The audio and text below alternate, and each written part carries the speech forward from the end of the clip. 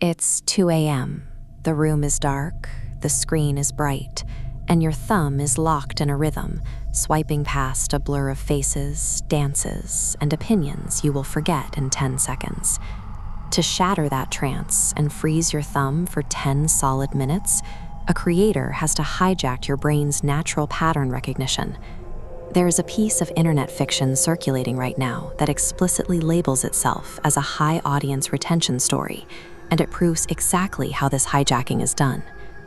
The narrative places us in a deeply isolated setting, a small 24-hour dhaba off National Highway 24 in India, battered by heavy rain in the dead of night. A solitary night shift worker is interrupted at 2:40 a.m. by a tired stranger in a gray hoodie. The stranger sits down, orders black coffee, and connects to the private network without asking for the password. This diagram illustrates a structured psychological funnel. It guides the reader from a wide, relatable hook at the top down into an inescapable, tightly constrained climax at the bottom. By reverse engineering this narrative, we can see exactly how modern storytellers manufacture tension, weaponize empathy, and build a mathematically precise trap designed to harvest human attention. For a supernatural premise to hold weight, the world it invades must be completely, utterly ordinary. The stranger doesn't open with a cryptic prophecy. He proves his knowledge by stating the diner's painfully generic Wi-Fi password, dhaba123, and later pays for his black coffee with a standard 500 rupee note. The psychological grounding goes deeper than passwords. The stranger knows the protagonist, Maud, is currently agonizing over a highly specific domestic failure, forgetting his mother-in-law's birthday, which caused a fight with his wife, Priya, just before his shift. This diagram visualizes a mechanism known as cognitive bypassing. By front-loading the narrative with highly relatable domestic friction and boring physical textures, the story slips past the brain's natural skepticism filters. Because you recognize the guilt of forgetting a family birthday or the laziness of a 123 password, your brain accepts the baseline reality of the diner. Without realizing it, you've stepped fully into the trap and the door has shut behind you. With the baseline established, the narrative introduces the anomaly. The stranger stares across the counter and reveals the source of his knowledge. He is Maud, visiting from tomorrow. He leans in to show a photograph. It's the exact same face, right down to the scar on the eyebrow. But the man in the photo carries a second, newer scar on his cheek, a physical marker of a timeline that hasn't happened yet. This balancing scale visualization demonstrates how modern digital folklore operates. A creepy physical resemblance is easy to write off as a hallucination. To force the reader to believe it, the narrative drops heavy, concrete digital verification onto the scales. After the stranger leaves, Maud rushes to the diner's security system. The video log objectively confirms the timeline.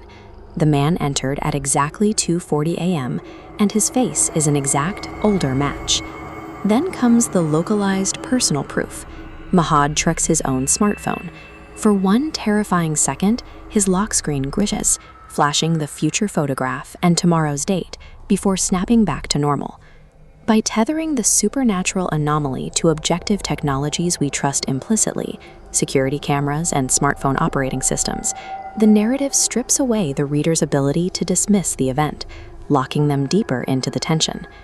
The structure then tightens its grip. The future self walks out into the rain. Maud's gum rings with a call from his angry wife, and the future version of himself watches through the diner window, mouthing the words, "Don't pick up." This timeline maps out the stranger's exact mathematical prophecy. Maud's fatal distraction on the road is scheduled for 4:17 a.m. The clock on the wall reads 3:58 a.m., leaving exactly 19 minutes of agonizing dead space. This specific countdown generates live stakes, compressing the narrative timeline down to a matter of minutes that feel like they are playing out in real time. Maud then types the story into an online forum, stating that if the post is still up tomorrow, he resisted the phone call and lived. If it's deleted, he died, and he is now the stranger waiting in booth 4 for the cycle to repeat. This final structural maneuver breaks through the screen entirely. By making the existence of the text itself proof of the protagonist's survival, it forces the reader to stay until the very last word, unwilling to abandon a man to his fate.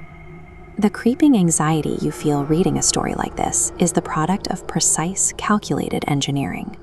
We are no longer dealing with isolated cabins in the woods or ancient curses.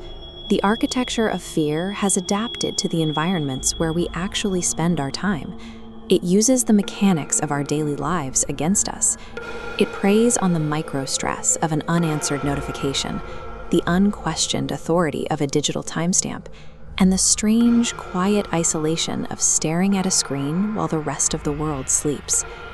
The true terror lies in how easily our attention spans, frayed by endless scrolling, can be perfectly captured and controlled by the right sequence of carefully placed inputs.